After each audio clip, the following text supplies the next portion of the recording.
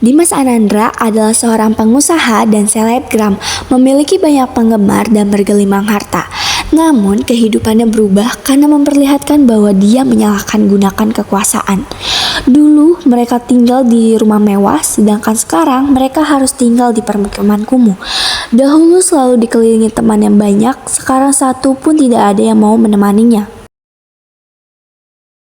Hingga suatu saat sang istri hamil 3 bulan dan ia berkata, "Aku ingin bertemu dengan selebriti, temui aku bersama dia." Sang istri yang mengidam mengatakan bahwa itu adalah keinginan calon bayinya. "Ayolah sayang, kamu membunuh aku. Janganlah meminta sesuatu yang sulit untuk dilakukan." Setelah mendengar perkataan suaminya, sang istri pun merasa sedih dan menangis. Hal ini membuat sang suami berkata, "Diamlah sayang, jangan menangis. Berilah aku menghubungi teman-teman lamaku yang sekiranya dapat membantu kita." Lalu Dimas pun pergi meninggalkan rumah, pergi menuju ke rumah megah dan mewah sang selebriti. Sesampainya di sana, ia pun mendekati satpam penjaga gerbang. Dimas berkata, "Jika kalau Bapak ada belas kasih kepada saya yang miskin ini, bisakah saya menemui selebriti pemilik rumah ini? Barang hanya sebentar saja." Satpam penjaga yang mendengarkan pun iba, lalu berkata, "Maaf Tuan, pemilik rumah ini tidak mau menemui siapapun yang tidak ada di list jadwal temunya. Namun saya kasih beberapa kamu buah." Dimas menghela napas kecewa lalu kembali ke rumahnya dengan beberapa buah yang diberikan satpam dan berkata kepada istrinya, "Sayang, ini beberapa buah. Maaf aku tidak dapat menemui selebriti itu." Lalu sang istri berkata, "Biarin aku mati saja," karena kemauannya yang tidak dituruti oleh sang suami.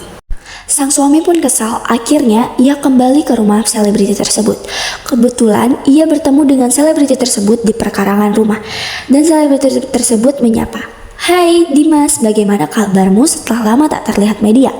Lalu si Dimas menjawab, "Aku baik kawan, jika kalau ada belas dan kasihan, kamu bisakah aku yang sudah tidak berkedudukan ini memohon kamu untuk menemui istriku sekali saja.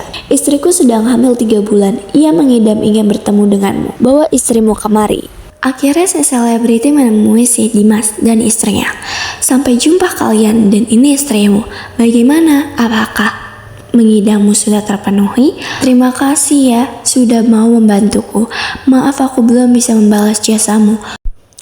"Tidak apa-apa, aku senang membantumu.